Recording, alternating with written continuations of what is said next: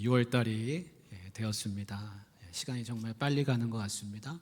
여러분 가정이 평안하시고 성령 충만하시고 또 형통하시기를 바랍니다. 6월 한 달 동안 좋은 소식이 들려오고 가정이 더 복되고 즐거움이 가득하시기를 바랍니다. 우리나라가 이제 점점 가정이 이렇게 1인 가구로 많이 변화하고 있다고 합니다. 최근에 나온 통계 자료에 보면은 우리나라 가구 수 중에 가장 많이 차지하는 가구는 1인 가구다 그럽니다. 그래서 여러분 한번 제가 표를 한번 찾아봤는데 2024년 한국의 1인 가구가 1012만이 됐다 그럽니다. 1012만. 그래서 1인 가구는 계속 늘어나고 4인 가구는 계속 줄어들고 그런 가운데 있습니다. 근데 우리가 생각할 때 이 1인 가구에 누가 사시는가? 우리가 생각할 때는 20대, 30대 젊은 사람들이 일터에 일자리 찾으러 가서 어디 혼자 사는가 그렇게 생각할 수 있고 또 나이 드신 분들이 혼자 되셨는가 그렇게 생각할 수 있는데 실제로 조사해 보니까 1인 가구를 구성하는 세대 수는 이렇다는 거예요. 40대, 70대, 60대, 50대, 30대, 20대가 오른쪽에 지금 표 둥근 거 보고 계시죠? 거의 비등합니다. 그러니까 젊은 사람들만 혼자 사는구나. 그게 아니고 70대, 80대 혼자 되셔가지고 혼자 사시는구나. 사별하셔서 이제 그렇게 생각할 수 있는데 그렇지 않다는 거예요. 실제로는 30대, 40대, 50대 다 거의 똑같은. 그래서 저 원을 보면 거의 비등하죠. 모든 세대가. 이게 뭘 말해줄까요? 이제는 누구나 할 것 없이 다 대부분 혼자 사는 사람들이 많다는 거예요. 나이 드셔서 혼자 사는 거 아니고 젊어서 혼자 사는 것도 아니고 40대, 50대가 우리나라 허리잖아요. 근데 그런 분들도 혼자 사는 가정이 70대, 80대만큼이나 똑같고 젊은 사람들만큼이나 똑같고 다 저렇게 지금 살아가고 있다는 겁니다. 특히 70대, 80대, 60대 연세 드신 분들 중에 혼자 사는 분들이 굉장히 많습니다. 그래서 앞으로 우리나라는 혼자 살아가는 시대가 됩니다. 혼자 살아가는 시대. 1인 가구는 점점 더 늘어날 것이라고 그렇게 학자들은 얘기합니다. 그리고 여러 사람이 모여 사는 가족은 점점 줄어든다라는 겁니다. 그러니까 나도 조금 있으면 혼자 살 가능성이 많은 거예요. 나는 안 그러겠지 그렇게 생각하고 있지만 나도 머지않아서 어쩌면 혼자 살 수 있다라는 겁니다. 우리 자녀들도 혼자 사는 자녀들도 이제 점점 많아지고 그렇게 되고 있습니다. 그래서 지금은 홀로 사는 시대가 이제 우리나라에 도래했습니다. 여러분 이런 시대에 교회가 무슨 역할을 하면 좋을까요? 이런 시대에 교회는 어떻게 하면 좋을까? 그것을 우리가 좀 고민하고 우리 교회의 역할은 또 무엇이 있을까? 그것을 함께 묵상하고 나눌 수 있으면 좋겠습니다. 요한복음 5장에 보면 여러분이 잘 아시는 말씀이 있는데 베데스다 연못 이야기가 있습니다.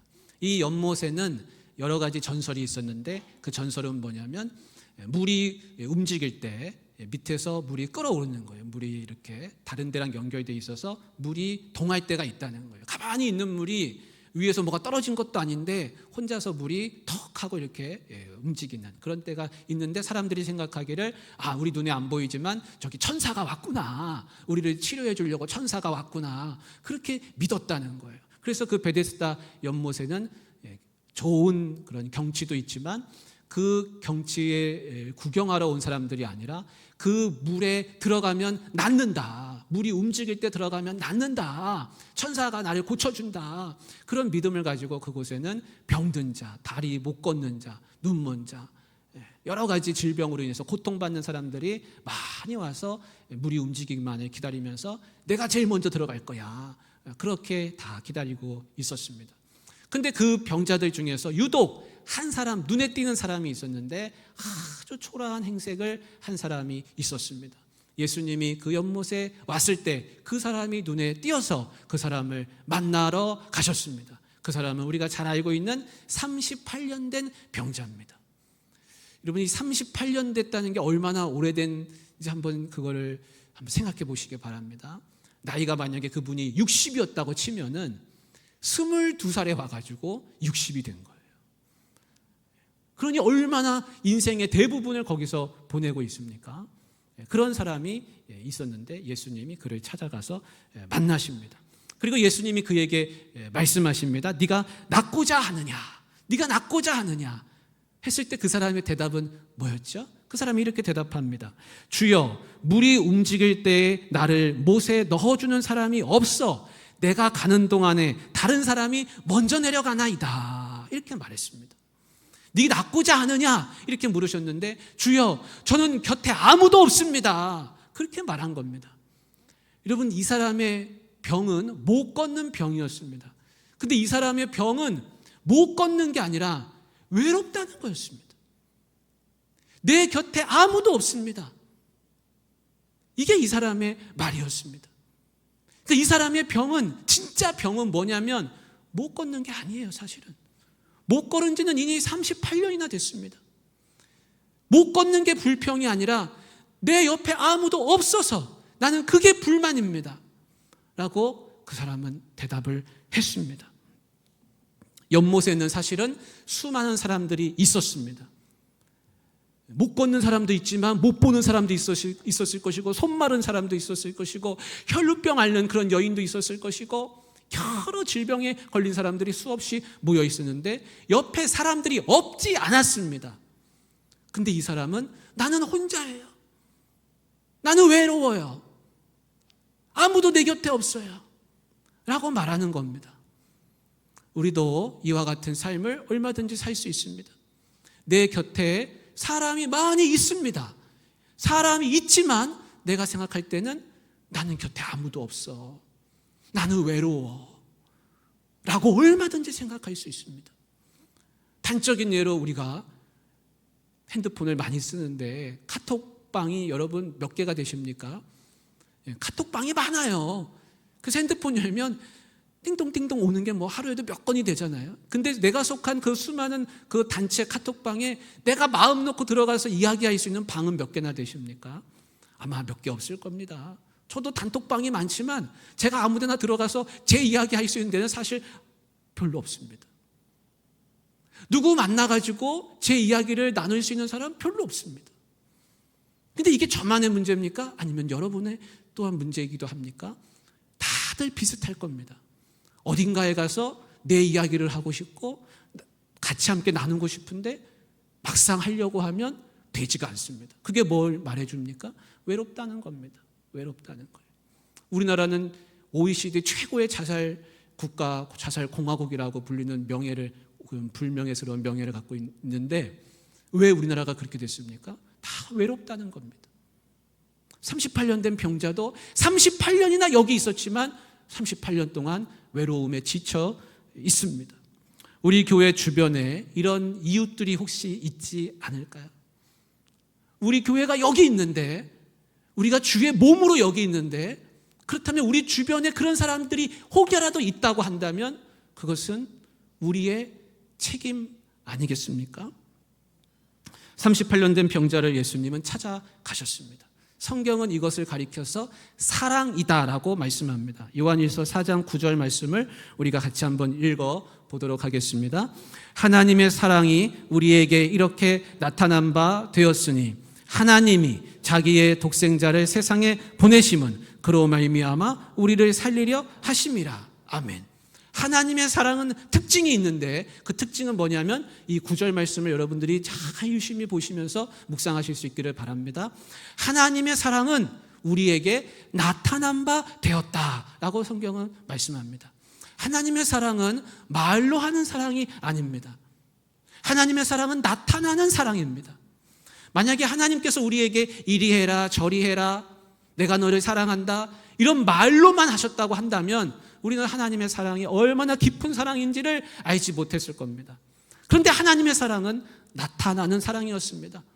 그 나타나신 사랑은 예수 그리스도께서 성육신하시는 것이었습니다. 우리의 모습으로 하늘 보좌를 버리시고 인간의 모습으로 이 땅에 오셔서 우리를 위하여서 대신 십자가에 달려서서 죽으신 겁니다. 성경은 그게 하나님 사랑이라고 말씀하고 있습니다. 하나님의 사랑은 나타나는 사랑입니다. 만일 우리가 누군가를 사랑한다고 한다면 그것은 나타나는 사랑이어야 하나님의 사랑처럼, 예수님의 사랑처럼 동일하다고 할 수 있을 것입니다. 만약에 우리가 여기 있는데 다른 사람에게 우리가 당신을 사랑합니다, 우리는 이웃을 사랑합니다, 우리는 예수님의 사랑을 전합니다, 그것을 말로만 계속한다고 한다면 아무도 그 사랑을 예수님의 사랑인 것이라고 생각하지 못할 겁니다. 왜냐하면 예수님 사랑은 나타나는 사랑이었고 우리가 하는 사랑은 말로만 하는 사랑이 되면 맞지가 않기 때문에 그렇습니다. 강도를 만나고 죽어가는 한 사람이 있었죠. 제사장과 레위인이 그 곁을 차례로 지나갔습니다. 제사장과 레위인은 율법을 잘 아는 사람들이었습니다. 그러나 죽어가는 사람을 돌보지 않고 모른 채 하고 지나갔습니다. 사마리아 사람이 마지막에 그 곁을 지나가다가 죽어가는 사람을 보고 그를 자기 나귀에 태우고 주막에 데려가서 치료해주고 치료비가 더 들면 내가 갚아주겠다고 이야기해주고 그를 끝까지 돌봐주는 책임을 다했습니다. 예수님은 이 이야기를 하시면서 너도 가서 이와 같이 해라, 그렇게 똑같이 말씀하셨습니다. 그게 사랑이다, 이웃을 사랑하는 것이다 라고 하셨습니다. 제사장과 레위인은 율법을 잘 알았습니다.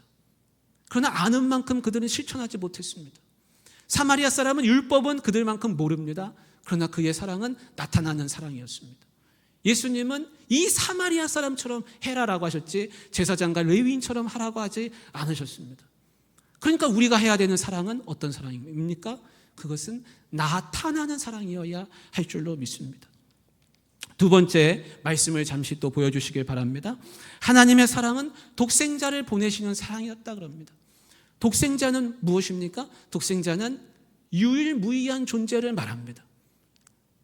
내 생명과 또 맞바꿀 수 있는 그런 유일무이한 존재, 내 생명과도 같은 존재가 독생자입니다. 대체 불가능합니다. 근데 하나님은 독생자이신 예수님을 우리한테 보내셨습니다. 하나님은 독생자를 포기하셨습니다. 아들을 포기했습니다. 여러분, 누군가를 위해서 내 자식을 포기할 수 있습니까? 그건 불가능한 일이라고 할 수 있죠. 그러나 하나님은 대체 불가능한 유일무이한 독생자를 우리에게 내어주셨습니다. 포기하시는 사랑이었습니다. C.S. 루이스는 이렇게 말합니다. 하나님은 우리에게 줄 수 있는 가장 좋은 것을 주셨다. 그것은 바로 자기 자신이다라고 말했습니다. 하나님은 우리에게 자기 자신을 내어주셨습니다. 그것이 성경이 말하는 포기하는 사랑입니다. 우리가 만약에 다른 사람을, 누군가를 사랑한다고 한다면 내 것을 포기하는 결단에 이르러야 됩니다. 사랑합니다라고 말은 하는데 내 것을 포기하지 않으면 하나님의 사랑을 나타낼 수가 없습니다.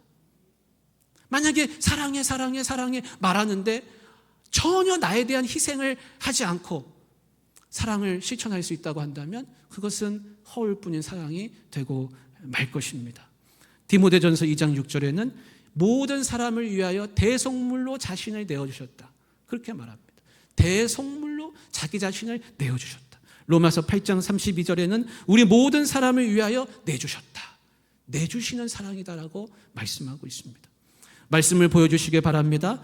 말씀에 이렇게 되어 있습니다. 그로 말미암아 우리를 살리려 하심이라.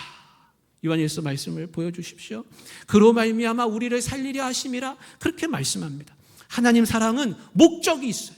목적. 그 목적은 뭐냐면 우리를 살리는 데 목적이 있다는 거예요. 요한일서 4장 9절의 말씀을 한 번 더 같이 읽어보도록 하겠습니다. 하나님의 사랑이 우리에게 이렇게 나타난 바 되었으니 하나님이 자기의 독생자를 세상에 보내심은 그로 말미암아 우리를 살리려 하심이라. 이 말씀을 계속 보시기 바랍니다. 그로 말미암아 우리를 살리려 하심이라. 하나님의 사랑은 목적이 있는 사랑이에요. 하나님의 사랑은 살리는 목적이 있어요. 우리의 사랑도 공허한 사랑이 아닙니다. 우리가 누군가를 사랑한다고 할 때 그 목적은 뭐냐면 그 사람을 살리는 겁니다. 내 자식을 살리고 싶고 내 남편을 살리고 싶고 내 아내를 살리고 싶고 이웃을 살리고 싶다면 우리가 할 수 있는 최고의 것은 뭐냐면 그를 사랑하는 것입니다. 그를 사랑하는 겁니다. 그를 사랑하면 그가 살아날 것이고 내가 그를 사랑하지 못하면 그가 그만큼 살아나지 못하게 되는 것입니다. 요한복음 3장 17절은 말씀합니다. 하나님이 그 아들을 세상에 보내신 것은 세상을 심판하려 하심이 아니요 그로 말미암아 세상이 구원을 받게 하려 하심이라. 구원을 받게 하려 하심이라. 살리려 하심이라. 똑같이 말씀하고 있습니다. 예수님의 목적은 무엇입니까? 그것은 우리에게 영원한 생명을 주시기 위함입니다. 예수님이 왜 우리를 위하여 돌아가셨습니까? 십자가에서 죽으셨습니까? 하나님이 왜 우리를 사랑하십니까? 그것은 우리를 위한 것인데 우리에게 영원한 생명을 주시기 위함입니다. 그것이 목적입니다. 우리도 생각하고 있습니다. 우리 주변의 교회의 이웃들이, 하나님을 알지 못하는 이들이 그들도 영원한 생명을 얻기를 우리는 기도하죠. 그렇다면 우리가 해야 될 것은 그들을 사랑하는 것입니다. 특별히 그로 말미암아라는 말씀이 요한일서 4장 9절의 중간에 보면 나오는데, 그로 말미암아, 예수 그리스도로 말미암아, 예수 그리스도로 인하여, 예수 그리스도를 통해서 그들이 새로운 생명을 얻게 될 것입니다. 그렇게 예수님이 이 땅에 오셨을 때 예수님이 찾아가신 사람들은 어떤 사람들이었습니까? 그들은 다 사랑에 목말라 하는 사람들이었습니다.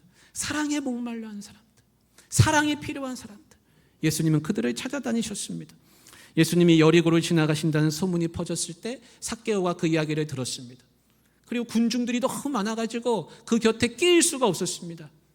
길을 비켜주는 사람이 없었습니다. 그래서 앞질러 가서 돌 무화과 나무에 올라갔습니다. 얼마나 보고 싶었으면 그 돌 무화과 나무에 자기 체면을 버리고 그 위로, 나무 위로 올라갔겠습니까? 예수님이 저기서 오시니까 사람들 때문에 안 보이지만 나무 위에 올라가면 보인다 생각하고 그 위에 올라갑니다. 근데 삭개오가 왜 그렇게 예수님을 보고 싶어 했습니까? 무엇 때문에 그렇게 보고 싶어 했습니까? 여러분, 사람을 막 보고 싶어 한다고 하는 것은 그가 속이 외롭다는 것을 말해주는 것이죠. 삭개오는 외로운 사람이었습니다. 삭개오는 돈이 많았습니다. 돈이 그의 외로움을 채워주지 못했습니다. 우리가 돈이 많으면 잘 살 거라고 생각하지만, 여러분 70대, 80대 그렇게 나이가 많이 들어가는데 내가 돈이 많으면 그러면 나는 행복할까요? 사람이 없다면, 외롭다면 그 돈으로 그 외로움을 채울 수 있을까요? 못할 겁니다. 아마 우리 교회의 어르신들은 그런 생각을 하고 벌써 계실 겁니다. 아, 그렇구나. 나를 채워줄 수 있는 것은 돈이 다가 아니라 사람이구나. 나를 사랑해주는 사람, 나와 같이 이야기 나눌 수 있는 사람. 삭개오는 바로 그런 사람이었습니다. 그때 예수님이 삭개오한테, 삭개오야 속히 내려오라, 내가 네 집에 유하여야 하겠다. 삭개오가 초청한 게 아닙니다. 예수님 집으로 가시지요, 그렇지 하지 않았습니다. 예수님이 먼저 그의 외로움을 아시고 그를 찾아가시겠다고 말씀하시고, 사람들이 다 조롱하고 비난해도 예수님은 그걸 다 뒤로 하고 그의 집으로 들어가셨습니다. 그의 외로움을 달래주러 가셨습니다. 사랑에 목마른 사람을 찾아가신 것이죠. 요한일서 4장 10절 말씀을 우리 같이 한번 읽어보겠습니다. 4장 10절입니다. 사랑은 여기 있으니 우리가 하나님을 사랑한 것이 아니요 하나님이 우리를 사랑하사라고 말씀합니다. 우리가 사랑한 게 아니라 하나님이 우리를 먼저 찾아오시고 우리를 먼저 사랑하셨다고 말씀하시는데, 삭개오에게도 통일합니다. 삭개오가 먼저 오시라고 한 게 아니라 예수님이 먼저 가시겠다고, 그리고 예수님이 그의 이름을 불러주시면서 그에게 찾아가셨습니다. 여러분, 나인성 과부 이야기를 아시죠? 남편 잃은 미망인이 외롭게 사는데 그 밑에는 자식이 하나밖에 없는 외아들을 가지고 있었습니다. 근데 그 어린 아들이 그만 죽고 만 겁니다. 그래서 그 마을이, 나인성이 다 장례 행렬에 동참하면서 슬퍼하고 있는데 그 마침 예수님이 그 나인성에 들어오십니다. 사람들이 장례 행렬을 보면 피해가는 게 정상입니다. 왜냐하면 장례 행렬 속에 들어가면 내가 부정해지기 때문에 그렇습니다. 그래서 장례 행렬 속에 들어가지 않은 외부의 사람은 그걸 피해가는 게 맞습니다. 그런데 예수님은 그 장례 행렬 속에 들어오셨습니다. 그리고 그 관에다가 손을 대셨습니다. 그리고 청년아, 일어나라. 나인성 과부에게는 울지 말아라, 그렇게 말씀하셨습니다. 나인성 과부가 내 아들을 살려달라고 했습니까? 아니면 이 속으로 들어와 달라고 했습니까? 내 눈물을 닦아달라고 했습니까? 그 여자는 힘이 없고 소망이 없고 모든 것을 잃어버리고 그냥 울 뿐이었습니다. 그러나 예수님은 그것을 지나치지 않으셨습니다. 그 속에 들어가셔서 눈물을 닦아주시고 그 아들을 살려주셨습니다. 그 슬픔 속에 같이 들어가셨습니다.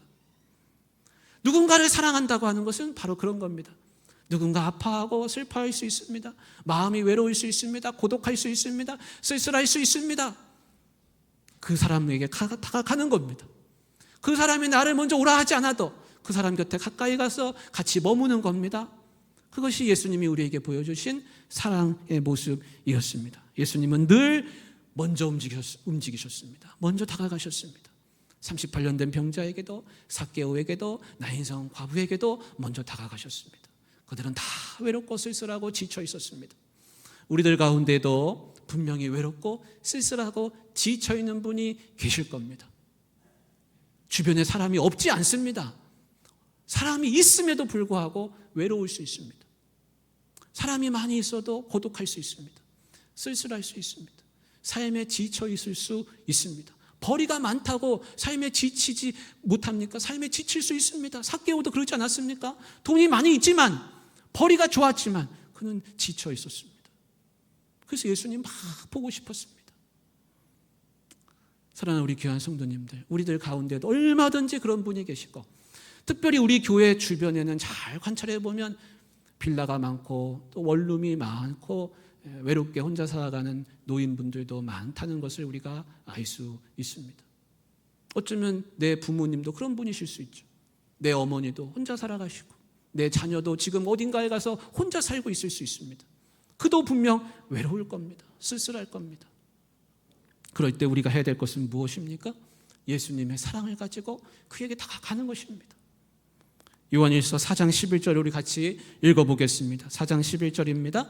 사랑하는 자들아, 하나님이 이같이 우리를 사랑하셨은즉 우리도 서로 사랑하는 것이 마땅하도다. 아멘. 그 밑에 요한복음 20장 21절의 노란 부분도 같이 읽겠습니다. 아버지께서 나를 보내신 것 같이 나도 너희를 보내노라. 그렇게 말씀합니다. 왜 우리를 어디로 누군가에게로 보내십니까? 왜 우리를 보내려고 하십니까? 그것은 사랑하도록 하시기 위함입니다. 우리도 서로 사랑하는 것이 마땅하도다. 우리가 그 사람을 꼭 우리 교회로 데려오려고 전도해가지고 예수 믿게 하려고, 그것이 당장의 목적이 아니라 지금 우리가 해야 될 것은 사랑하는 것인 줄 믿습니다. 우리 교회가 토요일마다 토요 전도대에 나가서 이렇게 물품 나눠주고 차도 따라드리고 그렇게 시장도 다니면서 하고 계속 곳곳에 돌아다니면서 많이 지금 했습니다. 이제 더워서 더 이상은 이제 하기가 어려울 것 같아요. 그래서 아마 다음 주 정도 마쳐야 되지 않을까. 어제 해보니까 지나다니는 사람이 이제 별로 없어요. 날씨가 너무 더우니까. 그렇습니다. 그리고 우리가 주변을 또 청소를 한참 돌면서 합니다. 어디 교회냐고, 보중한교회라고. 우리가 그 사람들에게 당신 사랑합니다, 예수님이 당신 사랑합니다, 그렇게 말로 해줄 수도 있지만 우리에게는 실천하는 사랑, 뭔가 나타나는 사랑이 더 필요한 때가 아닌가라는 생각을 하게 되죠. 사랑하는 성도님들, 우리가 이 앞에 이렇게 새참음악회 오늘 제가 광고도 드리고 플랜카드도 걸어놓고 우리 교회 입구에도 또 걸어 놓았습니다. 이 새참음악회는 우리가 돈을 많이 들여서 하는 게 아니고 총회에서 돈을 주고 하는 겁니다. 이게 공짜가 아닙니다. 사실은 총회가 다른 교회로부터 돈을 걷었습니다. 그 돈을 우리 대신 써가지고 이것을 하는 겁니다. 우리는 최소한의 비용, 간식이라든지 이런 플랜카드 정도 거는 이런 것만 이제 하게 됩니다. 이것의 목적은 뭐냐면 이 지역의 주민들 중에 외로운 분들, 쓸쓸한 분들, 힘없고 지쳐있는 분들이 우리 교회에 와서 이 음악회를 함께 관람하고 즐거워하는 것이 우리의 목적입니다. 그래서 우리 교회가 이 지역 주민들과 함께 접촉점을 마련하는 것이죠. 접촉점이 없는데 어떻게 사랑을 전할 수 있겠습니까? 올해는 우리가 총회의 힘을 빌려서 이렇게 하지만 내년에는 우리의 힘으로 자력으로 또 하고 그 다음에도 또 자력으로 하고 그렇게 할 수 있으면 정말 좋겠습니다. 어떤 시골교회가 이것을 이제 총회가 처음에 시작해서 시작을 했어요. 근데 온 사람이 10명도 안 되는 거예요. 그 시골 마을에 자그마한 시골교회가 이걸 했습니다. 10명도 안 됐습니다. 낙심이 됐습니다. 그래도 또 포기하지 않고 그 다음에도 이걸 했습니다. 근데 그 다음에는 또 소문이 나고 하니까 갔던 분들이 좋다 하니까 20분이 또 왔습니다.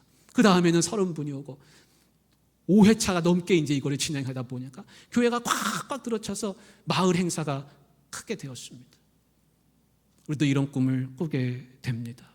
사랑하는 우리 귀한 성도님들, 예수님은 먼저 찾아가셔서 사랑하시는 분이었습니다.